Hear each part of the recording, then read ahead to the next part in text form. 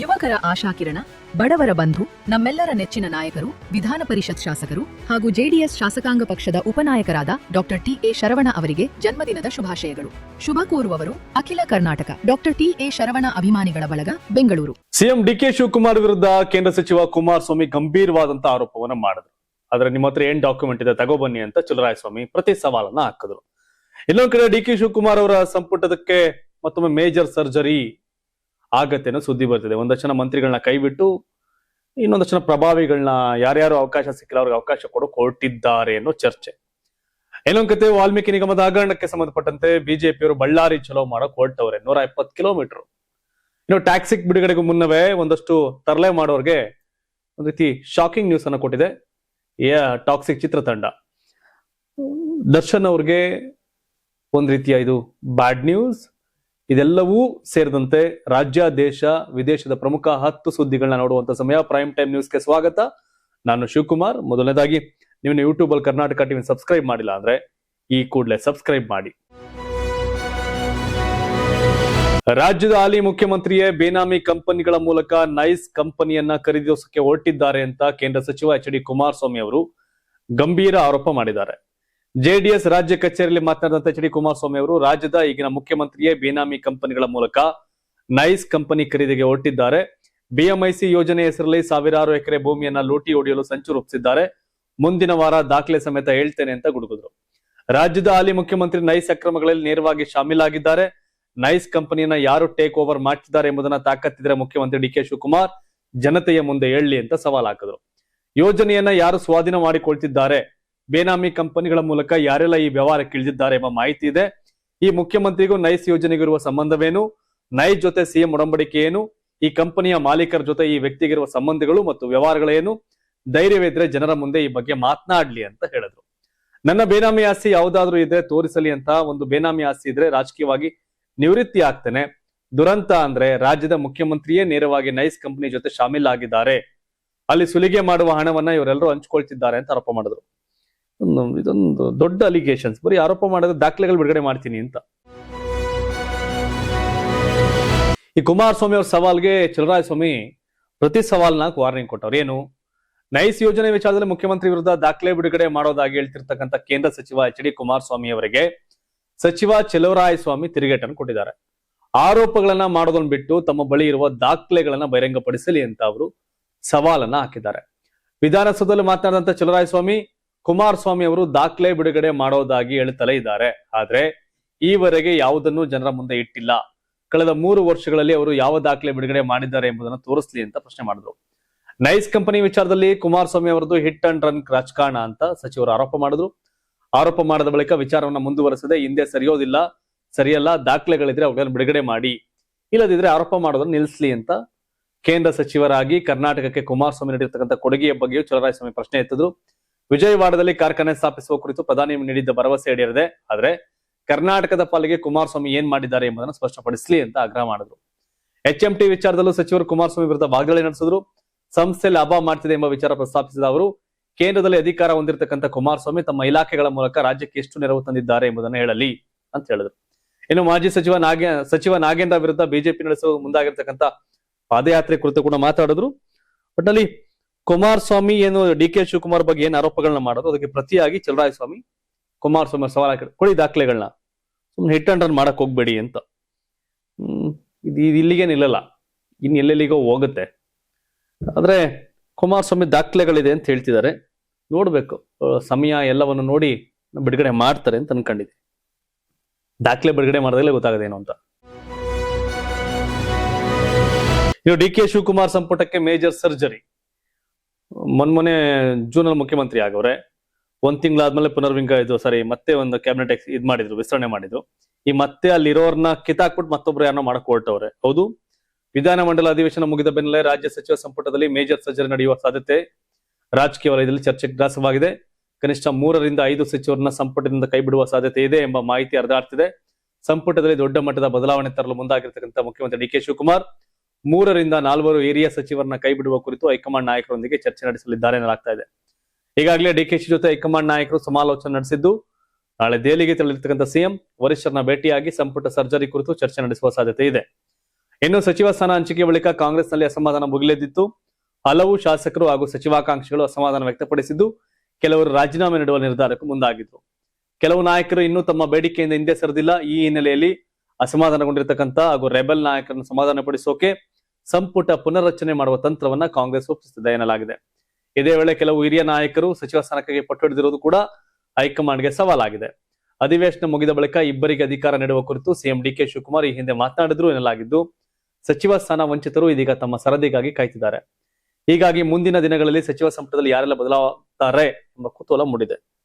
ಯಾರನ್ನ ತೆಗಿತಾರೋ ಗೊತ್ತಿಲ್ಲ. ಆ ವಿಜಯನಗರ ಕೃಷ್ಣಪ್ಪನವ್ರನ್ನ ಅಥವಾ ಪ್ರಿಯಾ ಕೃಷ್ಣ ಅವ್ರನ್ನೋ. ಇನ್ನೊಂದು ಕುರುಬ ಕಮ್ಯುನಿಟಿಯಿಂದ ಇಟ್ನಾಳ್ ಕೊಪ್ಪಳ MLA ಅಥವಾ ಶಿವಣ್ಣನವರು, ಅಶೋಕ್ ಪಟ್ಟಣ್ಣು. ಸೊ ಹಿಂಗೆ ಒಂದಷ್ಟು ಜನ ಪಾಪ ಸಿಕ್ಕಿಲ್ಲ. ಹ್ಯಾರಿಸು ಸಿಕ್ಕಿಲ್ಲ, ಇಲ್ಲಿ ಎಸ್ ಎನ್ ನಾರಾಯಣ ಸ್ವಾಮಿ ಸಿಕ್ಕಿಲ್ಲ ಬಂಗಾರಪೇಟೆ, ಈ ಸುಬ್ಬಾರೆಡ್ಡಿ ಅವ್ರು ಸಿಗ್ಲಿಲ್ಲ. ಇವರೆಲ್ಲಾರನ್ನು ಲೆಕ್ಕ ಹಾಕೊಂಡು ಏನೋ ಮಾಡೋಂಗವ್ರೆ ಡಿ ಕೆ ಶಿವಕುಮಾರ್. ನೋಡ್ಬೇಕು. 43 ಲಕ್ಷ ಮತದಾರರಿಗೆ ಕಾಲಾವಕಾಶ ಕೇಳಿದ ಸಿಎಂ. ಕರ್ನಾಟಕದಲ್ಲಿ 1 ಕೋಟಿ ಜನ ಕಿದಾಕಿದ್ರು ಅಂದ್ರೆ ಮೈನಸ್ ಆಗಿತ್ತು. ಈಗ ಡಿ ಕೆ ಶಿವಕುಮಾರ್ ಎಚ್ಚೆತ್ಕೊಂಡಿಲ್ಲ, ಇಲ್ಲ ಅವಕಾಶ ಕೊಡಿ ಕೆಳಕೊಟ್ಟವ್ರು. ಏನ್ ವಿಷಯ ಅಂದ್ರೆ, ಕರ್ನಾಟಕದಲ್ಲಿ ನಡೀತಿರ್ತಕ್ಕಂಥ ಮತದಾರ ಪಟ್ಟಿಯ ವಿಶೇಷ ತೀವ್ರ ಪರಿಷ್ಕರಣೆ SIR ಪ್ರಕ್ರಿಯೆ ಕುರಿತು ಮುಖ್ಯಮಂತ್ರಿ ಡಿ ಕೆ ಶಿವಕುಮಾರ್ ಅವರು ಮುಖ್ಯ ಚುನಾವಣಾ ಆಯುಕ್ತ ಜ್ಞಾನೇಶ್ ಕುಮಾರ್ ಅವರಿಗೆ ಪತ್ರ ಬರೆದಿದ್ದಾರೆ. ರಾಜ್ಯದಲ್ಲಿ ಸುಮಾರು 43 ಲಕ್ಷ ಮತದಾರರಿಗೆ ತಾರ್ಕಿಕ ವ್ಯತ್ಯಾಸಗಳ ಹಿನ್ನೆಲೆಯಲ್ಲಿ ನೋಟಿಸ್ ನೀಡುವ ಪ್ರಕ್ರಿಯೆ ನಡೆಯುತ್ತಿದ್ದು, ಯಾವುದೇ ಅರ್ಹ ಮತದಾರರ ಹೆಸರು ಪಟ್ಟಿಯಿಂದ ಕೈಬಿಡದಂತೆ ಮುನ್ನೆಚ್ಚರಿಕೆ ವಹಿಸಬೇಕು ಅಂತ ಡಿಕೆಶಿ ಮನವಿ ಮಾಡಿದ್ದಾರೆ. ನೋಟಿಸ್ ಪಡೆದಿರುವ ಹಾಗೂ 2002ರ ಮತದಾರರ ಪಟ್ಟಿಯೊಂದಿಗೆ ಲಿಂಕ್ ಹೊಂದಿರದ ಮತದಾರರಿಗೆ ಉತ್ತರಿಸಲು ಕನಿಷ್ಠ 3 ರಿಂದ 4 ವಾರಗಳ ಕಾಲಾವಕಾಶ ನೀಡಬೇಕು. ಕರಡು ಪಟ್ಟಿಯಲ್ಲಿ ಹೆಸರು ಬಿಟ್ಟು ಹೋಗಿರ್ತಕ್ಕಂಥ ಅರ್ಹ ಮತದಾರರಿಗೆ ಸೇರ್ಪಡೆ ಅಥವಾ ತಿದ್ದುಪಡಿಗಾಗಿ ಹೆಚ್ಚಿನ ಸಮಯ ನೀಡಬೇಕು ಅಂತ ಕೋರಿದ್ದಾರೆ. ಇದರ ಜೊತೆಗೆ ಗ್ರಾಮೀಣ ಪ್ರದೇಶಗಳಲ್ಲಿ ಗ್ರಾಮ ಸಭೆ ಹಾಗೂ ನಗರ ಪ್ರದೇಶಗಳಲ್ಲಿ ವಾರ್ಡ್ ಸಮಿತಿ ಸಭೆಗಳನ್ನು ನಡೆಸಿ SIR ಕುರಿತು ವ್ಯಾಪಕ ಜಾಗೃತಿ ಮೂಡಿಸಬೇಕು ಅಂತ ಚುನಾವಣಾ ಆಯೋಗಕ್ಕೆ ಮನವಿ ಮಾಡಿದ್ದಾರೆ. ಅರ್ಜಿಗಳ ಪರಿಶೀಲನೆಯಲ್ಲಿ ತಪ್ಪುಗಳನ್ನು ಕಡಿಮೆ ಮಾಡಲು ಅಗತ್ಯವಿದ್ರೆ ಜಿಲ್ಲಾ ಚುನಾವಣಾಧಿಕಾರಿಗಳ ಸಂಖ್ಯೆಯನ್ನು ಹೆಚ್ಚಿಸಬೇಕು ಅಂತ ತಿಳಿಸಿದ್ದಾರೆ. ಅರ್ಹ ಮತದಾರರ ಹೆಸರುಗಳು ಅನ್ಯಾಯವಾಗಿ ಪಟ್ಟಿಯಿಂದ ಹೊರಗುಳಿಯದಂತೆ ಪಾರದರ್ಶಕವಾಗಿ SIR ಪ್ರಕ್ರಿಯೆ ನಡೆಸಬೇಕು. ಈ ಪ್ರಕ್ರಿಯೆ ಪೂರ್ಣಗೊಳಿಸಲು ರಾಜ್ಯ ಸರ್ಕಾರ ಚುನಾವಣಾ ಆಯೋಗಕ್ಕೆ ಎಲ್ಲಾ ರೀತಿಯ ಸಹಕಾರ ನೀಡಲಿದೆ ಅಂತ ಡಿ ಕೆ ಶಿವಕುಮಾರ್ ತಿಳಿಸಿದ್ದಾರೆ.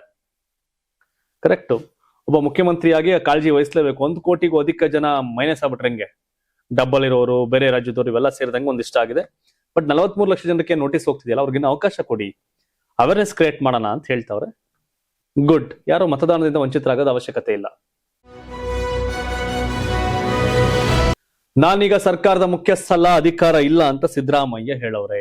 ಯಾಕೆ ಹೇಳಿದ್ರಿ ಇದನ್ನ, ಎಲ್ಲಿ ಹೇಳಿದ್ರು ಅಂತ ನೋಡೋದಾದ್ರೆ, ಸಾಮಾಜಿಕ ನ್ಯಾಯಕ್ಕಾಗಿ ಒಳ ಮೀಸಲಾತಿ ಹೋರಾಟ ಸಮಿತಿ ಆಯೋಜಿಸಿದ್ದ ಒಳ ಮೀಸಲಾತಿ ಕುರಿತ ವಿಚಾರ ಸಂಕಿರಣವನ್ನ ಉದ್ಘಾಟಿಸಿ ಮಾತನಾಡಿದಂತ ಮಾಜಿ ಮುಖ್ಯಮಂತ್ರಿ ಸಿದ್ದರಾಮಯ್ಯ ಅವರು, ನಾನೀಗ ಸರ್ಕಾರದ ಮುಖ್ಯಸ್ಥನಲ್ಲ, ನನ್ನ ಬಳಿ ಅಧಿಕಾರವಿಲ್ಲ, ಆದರೆ ಒಳ ಮೀಸಲಾತಿಯ ಪರವಿರುವವನು, ಮೀಸಲಾತಿ ವ್ಯವಸ್ಥೆಯ ಪರ, ಸಾಮಾಜಿಕ ನ್ಯಾಯದ ಪರ ಇರುವವನು ನಾನು. ಈ ವಿಚಾರದಲ್ಲಿ ಹಿಂದೆಯೂ ರಾಜಿಯಾಗಿ ಮುಂದೆಯೂ ರಾಜಿ ಆಗಲ್ಲ. ಜಾತಿ ವ್ಯವಸ್ಥೆ ಪರಿಣಾಮವಾಗಿ ಶೋಷಣೆಗೆ ಒಳಗಾದವರಿಗೆ, ಅವಕಾಶ ವಂಚಿತವರಿಗೆ ಮೀಸಲಾತಿ ಸಿಗ್ಲೇಬೇಕು. ನಾವ್ಯಾರು ದಡ್ಡರಲ್ಲ. ಅವಕಾಶ ವಂಚಿತರು ನಮ್ಮ ಬುದ್ಧಿವಂತಿಕೆ ಪ್ರದರ್ಶನಕ್ಕೆ ಅವಕಾಶ ಸಿಕ್ಕಿರಲಿಲ್ಲ. ಈ ಅವಕಾಶವನ್ನ ಮೀಸಲಾತಿ ವ್ಯವಸ್ಥೆ ನೀಡ್ತಾ ಇದೆ ಅಂತ ಹೇಳಿದ್ರು. ಎಲ್ಲಿಯವರೆಗೆ ಸಮಾನ ಅವಕಾಶಗಳು ಸಿಗೋದಿಲ್ಲ, ಅಲ್ಲಿಯವರೆಗೆ ಅಸಮಾನತೆ ಹೋಗೋದಿಲ್ಲ. ಈ ಅಸಮಾನತೆ ಹೋಗ್ಬೇಕಾದ್ರೆ ಎಲ್ಲರಿಗೂ ಸಾಮಾಜಿಕ, ಆರ್ಥಿಕ, ರಾಜಕೀಯ ಶಕ್ತಿ ಬರಬೇಕು ಅಂತ ಬಾಬಾ ಸಾಹೇಬ್ರು ಹೇಳಿದ್ರು. ಬುದ್ಧನ ಕಾಲದಿಂದಲೂ ಇಲ್ಲಿ ಜಾತಿ ವ್ಯವಸ್ಥೆ ಇದೆ, ಅದರ ವಿರುದ್ಧ ಸುಧಾರಣಾ ಚಳವಳಿಗಳು ನಡೀತಿವೆ, ಇದು ಹೋಗ್ಬೇಕು ಅಂತ ಎಲ್ಲರೂ ಹೇಳ್ತಾರೆ. ಆದರೂ ಇನ್ನೂ ಜಾತಿ ಜೀವಂತವಿದೆ ಎನ್ನುವುದು ವಿಪರ್ಯಾಸ ಅಂತ ಜಾತಿ ವ್ಯವಸ್ಥೆ ಜೊತೆಗಿನ ತಮ್ಮ ಬೇಸರವನ್ನ ಸಿದ್ದರಾಮಯ್ಯ ವ್ಯಕ್ತಪಡಿಸಿದ್ರು. ನಾನು ಮುಖ್ಯಮಂತ್ರಿ ಇಲ್ಲ, ನನ್ನ ಹತ್ರ ಅಧಿಕಾರ ಇಲ್ಲ, ಇವೆಲ್ಲ ಹೇಳಿ ಬಟ್ ನಾನೇನು ಅಂತ ಹೇಳಕ್ ಹೊರಟವ್ರೆ. ಸಿದ್ದರಾಮಯ್ಯ ಚುನಾವಣಾ ರಾಜಕಾರಣದಿಂದ ನಿವೃತ್ತಿ ಆಗಿದ್ದಾರೆ, ರಾಜಕೀಯ ಚಟುವಟಿಕೆಗಳಿಂದ ಅಲ್ಲ. ಏನೋ ಗೇಮ್ ನಡೀತಾ ಐತೆ. ಅಂದ್ರೆ ಗೇಮ್ ಮೀನ್ಸ್ ಸಿದ್ದರಾಮಯ್ಯನವರ ಮೌನ ಏನೋ ಸೂಚನೆಗಳನ್ನ ಕೊಡ್ತಾ ಇದೆ, ನೋಡ್ಬೇಕು. ಸೆಪ್ಟೆಂಬರ್ 1ರಿಂದ ಬಿಜೆಪಿ 170 ಕಿಲೋಮೀಟರ್ ಪಾದಯಾತ್ರೆ.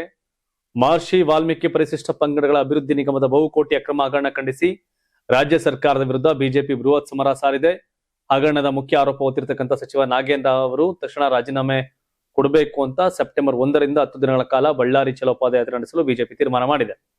ಬಿಜೆಪಿ ರಾಜ್ಯ ಕಚೇರಿಯಲ್ಲಿ ನಡೆದ ಜಂಟಿ ಸುದ್ದಿಗೋಷ್ಠಿಯಲ್ಲಿ ರಾಜ್ಯಾಧ್ಯಕ್ಷ BY ವಿಜಯೇಂದ್ರ, ವಿರೋಧ ಪಕ್ಷದ ನಾಯಕ R ಅಶೋಕ್, ಛಲವಾದಿ ನಾರಾಯಣ ಸ್ವಾಮಿ ಹಾಗೂ ಪ್ರಮುಖ ನಾಯಕರ ಸಮ್ಮುಖದಲ್ಲಿ ಈ ನಿರ್ಧಾರ ಪ್ರಕಟಿಸಲಾಯಿತು.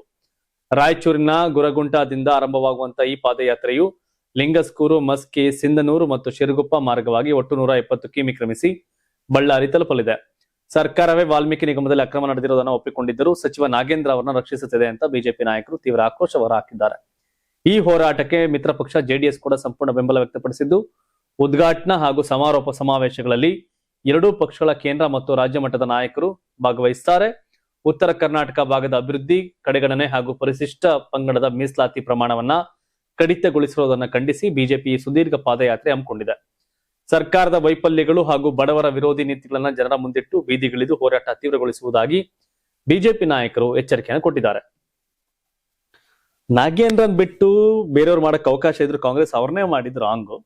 ಬಟ್ ಈ ಹೋರಾಟ ಎಷ್ಟು ಮಟ್ಟಿಗೆ ಸಕ್ಸಸ್ ಆಗತ್ತೆ ಅಂತ ಕಾದ್ ನೋಡ್ಬೇಕು. ಬಟ್ ಬಿಜೆಪಿ ಅವರಿಗೆ ಎಚ್ಚೆತ್ಕೊಂಡಂಗೆ ಕಾಣ್ತಿದೆ. ವಿರೋಧ ಪಕ್ಷವಾಗಿ ಹೋರಾಟಗಳನ್ನ ಮೈತ್ರಿ ಪಾರ್ಟಿ ಜೆಡಿಎಸ್ ಕರ್ಕೊಂಡು ಹೋಗಿ ಮಾಡ್ತಾವ್ರೆ. ಬಟ್ ನಾಗೇಂದ್ರ ಮಂತ್ರಿ ಮಾಡಿದ್ ಮಾತ್ರ ರಾಂಗು. ಅವ್ರು ಬಿಟ್ಟು ಬೇರೆಯವ್ರು ಮಾಡಕ್ ಅವಕಾಶ ಇತ್ತು. ಈರುಳ್ಳಿ ಬೆಲೆ ಇಳಿಕೆಗೆ ಕೇಂದ್ರದ ಬಿಗ್ ಪ್ಲಾನ್. ನಾಸಿಕ್ನಿಂದ ಕಂದಾ ಎಕ್ಸ್ಪ್ರೆಸ್ ವಿಶೇಷ ರೈಲುಗಳ ಮೂಲಕ 5 ಪ್ರಮುಖ ನಗರಗಳಿಗೆ 800 ಮೆಟ್ರಿಕ್ ಟನ್ ಈರುಳ್ಳಿ ಪೂರೈಸಲಾಗುತ್ತಿದೆ ಅಂತ ಕೇಂದ್ರ ಸಚಿವ ಪ್ರಹ್ಲಾದ್ ಜೋಶಿ ತಿಳಿಸಿದ್ದಾರೆ. ಚೆನ್ನೈ, ಮದುರೈ, ದೆಹಲಿ, ಎರ್ನಾಕುಲಂ ಹಾಗೂ ಗುವಾಹಟಿಗೆ ಆರಂಭಿಕ ಹಂತದಲ್ಲಿ ಈರುಳ್ಳಿ ಸಾಗಿಸಲಾಗುತ್ತಿದ್ದು, ಅಗತ್ಯಕ್ಕೆ ಅನುಗುಣವಾಗಿ ಇತರೆ ನಗರಗಳಿಗೂ ಪೂರೈಕೆ ವಿಸ್ತರಿಸಲಾಗುವುದು ಅಂತ ಹೇಳಿದ್ದಾರೆ. ಕೇಂದ್ರ ಸರ್ಕಾರದ ಬಫರ್ ದಾಸ್ತಾನಿನ ಈರುಳ್ಳಿಯನ್ನ ಕೆಜಿಗೆ 35 ರೂಪಾಯಿ ದರದಲ್ಲಿ ಎನ್ಸಿಸಿಎಫ್, ಎನ್ಎಎಫ್ಇಡಿ ಹಾಗೂ ಕೇಂದ್ರೀಯ ಭಂಡಾರ್ ಮೂಲಕ ಗ್ರಾಹಕರಿಗೆ ಲಭ್ಯವಾಗುವಂತೆ ಮಾಡಲಾಗ್ತಿದೆ. ಕಂದಾ ಎಕ್ಸ್ಪ್ರೆಸ್ ಸುಮಾರು 40 ಟ್ರಕ್ಗಳಿಗೆ ಸಮನಾದ ಸರಕನ್ನ ಸಾಗಿಸುವ ಸಾಮರ್ಥ್ಯ ಹೊಂದಿದ್ದು, ಪ್ರಮುಖ ನಗರಗಳ ಮಾರುಕಟ್ಟೆಗಳಿಗೆ ದೊಡ್ಡ ಪ್ರಮಾಣದಲ್ಲಿ ಈರುಳ್ಳಿ ತಲುಪಿಸಲು ನೆರವಾಗಲಿದೆ. ಮಾರುಕಟ್ಟೆಯಲ್ಲಿ ಈರುಳ್ಳಿ ಪೂರೈಕೆ ಹೆಚ್ಚಿಸಿ ಬೆಲೆ ಸ್ಥಿರತೆ ಕಾಯ್ದುಕೊಳ್ಳಲು ಕೇಂದ್ರ ಸರ್ಕಾರ ಅಗತ್ಯ ಕ್ರಮ ಕೈಗೊಳ್ತಾ ಇದೆ. ರೈತರು ಹಾಗೂ ಗ್ರಾಹಕರ ಹಿತಾಸಕ್ತಿ ಕಾಪಾಡ್ತಕ್ಕಂಥ ನಿಟ್ಟಿನಲ್ಲಿ ಈ ಕ್ರಮ ಮುಂದುವರಿಯಲಿದೆ ಅಂತ ಪ್ರಹ್ಲಾದ್ ಜೋಶಿ ತಿಳಿಸಿದ್ದಾರೆ. ಒಳ್ಳೇದು. ಯಾವಾಗ ಜನರಿಗೆ ಸಮಸ್ಯೆ ಆಗುತ್ತೆ ಆಗ ಕೇಂದ್ರ ಸರ್ಕಾರ ಇದ್ ಮಾಡಬೇಕು. ಈರುಳ್ಳಿ ಬೆಲೆ ಜಾಸ್ತಿ ಆಗುತ್ತೆ. ಈಗ ಕೆಜಿ 35 ರೂಪಾಯಿ ಹಂಗೆ ಸಪ್ಲೈ ಮಾಡೋ ಹೊರಟವ್ರೆ. ಟಾಕ್ಸಿಕ್ ವಿರುದ್ಧ ನೆಗೆಟಿವ್ ರಿವ್ಯೂಗೆ ಬ್ರೇಕ್. ರಾಕಿಂಗ್ ಸ್ಟಾರ್ ಯಶ್ ಅಭಿನಯದ ಬಹುನಿರೀಕ್ಷಿತ ಟಾಕ್ಸಿಕ್ ಸಿನಿಮಾ ನಾಳೆ ಆಗಸ್ಟ್ 26ರಂದು ವಿಶ್ವದಾದ್ಯಂತ ಬಿಡುಗಡೆ ಆಗ್ತಾ ಇದೆ. ಸಿನಿಮಾ ಬಿಡುಗಡೆಗೂ ಮುನ್ನವೇ ಚಿತ್ರತಂಡ ಕೋರ್ಟ್ ಮೆಟ್ಟಿಲೇರಿದ್ದು, ಚಿತ್ರದ ವಿರುದ್ಧ ನಡೆಯಬಹುದಾದ ವ್ಯವಸ್ಥಿತ ಅಪಪ್ರಚಾರ ಹಾಗೂ ದುರುದ್ದೇಶಪೂರಿತ ನೆಗೆಟಿವ್ ರಿವ್ಯೂಗಳಿಗೆ ತಡೆ ನೀಡುವಂತೆ ಮನವಿ ಮಾಡಿದೆ. ಚಿತ್ರದ ನಿರ್ಮಾಣ ಸಂಸ್ಥೆಯಾದ ಕೆವಿನ್ ಪ್ರೊಡಕ್ಷನ್ ಬೆಂಗಳೂರಿನ ಸಿವಿಲ್ ಕೋರ್ಟ್ಗೆ ತುರ್ತು ಅರ್ಜಿ ಸಲ್ಲಿಸಿದೆ.